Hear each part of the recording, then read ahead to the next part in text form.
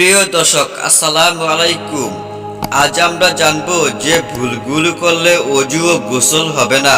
শারীরিক পবিত্রতা অর্জনের জন্য নারী পুরুষ উভয়কে অজু ও গোসল করতে হয়, কিন্তু আমরা অনেকে জানি না যে কোন ধরনের ভুলগুলো হলে অজু ও গোসল হবে না। অজু ক্ষেত্রে অজুর অঙ্গগুলো এবং ফরজ গোসলের ক্ষেত্রে পুরো শরীর পরিপূর্ণভাবে পানির দ্বারা ভিজানো আবশ্যক, অন্যথায় পবিত্রতা অর্জিত হবে না। বিশেষ করে অজুর কোনো অঙ্গ সামান্য ও শুকনো থেকে গেলে তার জন্য হাদিসে জাহান্নামের শাস্তির কথা বর্ণিত হয়েছে। আব্দুল্লাহ ইবনে উমর রাদিয়াল্লাহু থেকে বর্ণিত, তিনি বলেন, কোনো এক সফরে আল্লাহর রাসূল সাল্লাল্লাহু আলাইহি সাল্লাম আমাদের পিছনে পড়ে গেলেন। পরে তিনি আমাদের কাছে পৌঁছালেন। এদিকে আমরা আসরের নামাজ আদায় করতে বিলম্ব করে ফেলেছিলাম, তাই আদায় করার জন্য আমরা অজু শুরু করলাম। এ সময় আমরা আমাদের পা কোনো মতে পানি দ্বারা ভিজিয়ে নিচ্ছিলাম। তখন তিনি উচ্চস্বরে বললেন, সর্বনাশ! গোড়ালির শুকনো অংশগুলোর জন্য জাহান্নামের আগুন রয়েছে। তিনি 2 বা 3 বার এই কথাটি বললেন। অনেক সময় তাড়াহুড়া করে অজু করার কারণে মানুষের পায়ের গোড়ালি শুকনো থেকে যায়। বিশেষ করে শীতকালে এই ধরনের কাম বেশি হয়ে থাকে। তাই আমাদের উচিত অজু করার ক্ষেত্রে বিশেষভাবে লক্ষ্য রাখা, যাতে কোনো অঙ্গ শুকনো না থাকে। পবিত্রতা অর্জনে এমন উদাসীনতা কোনোভাবে কাম্য নয়, কারণ ফরজ গোসল ও অজুর সময় কোনো অঙ্গের সামান্য থেকে সামান্য পরিমাণ শুকনো থাকলে পবিত্রতা অর্জন হবে না। এ বিষয়ে আল্লামা মুহাম্মদ বিন সালাহা আল হুসাইমিন রাদিয়াল্লাহু বলেন, মানুষ যদি পবিত্রতা অর্জনের অঙ্গে তৈলাক্ত বস্ত্র ব্যবহার করে, তাহলে দেখতে হবে যদি উক্ত তৈলাক্ত বস্ত্রটি জমাট বাঁধা ও আবরণ সৃষ্টি হয়, তাহলে পবিত্রতা অর্জনের পূর্বে অবশ্যই তা দূর করতে হবে। যদি তৈলাক্ত বস্ত্র সেভাবে জমাট বাঁধা অবস্থায় থেকে যায়, তাহলে তা চামড়া পর্যন্ত পানি পৌঁছাতে বাধা দেবে।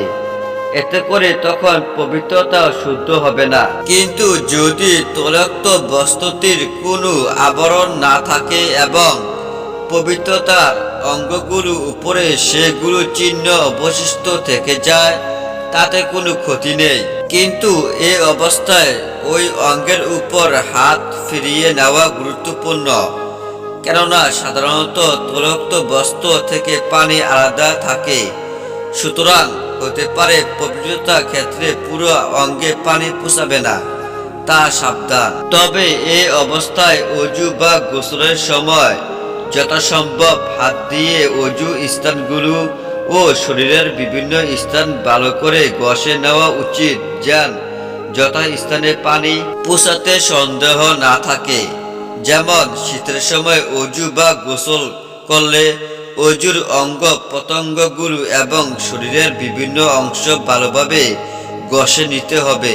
অনুরূপে নারীদের মেহেদি রং সাধারণত পাউডার, চোখের সুরমা, আতর, সেন্ট ইত্যাদি চামড়ার পানি পৌঁছাতে কোনো বাধা প্রদান করে না। তবে বর্তমানে বাজারে কিছু কেমিক্যাল যুক্ত টিউবওয়েল মেহেদি পাওয়া যায়, যেগুলো চামড়ায় পাতলা আবরণ সৃষ্টি করে। এছাড়া নেল পলিশ, কিছু লিপস্টিক ব্যবহার করলেও চামড়ার উপর প্রলেপ পড়ে যায়, যার কারণে চামড়া পর্যন্ত পানি পৌঁছাতে বাধাগ্রস্ত হয়।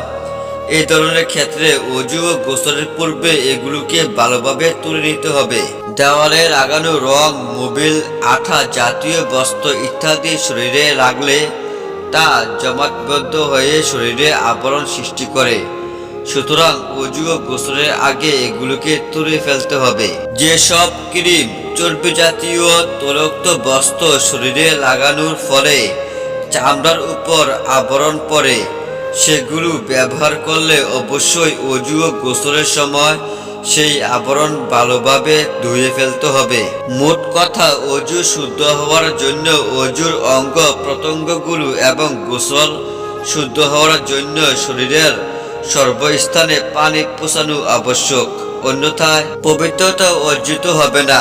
আর পবিত্রতা অর্জন ছাড়া নামাজ এবং যেসব ইবাদতের জন্য পবিত্রতা পূর্ব শর্ত, যেগুলো আল্লাহর কাছে পোষাবে না। তাই আমাদের উচিত সতর্কতার সঙ্গে অজু গোসল করতে হবে।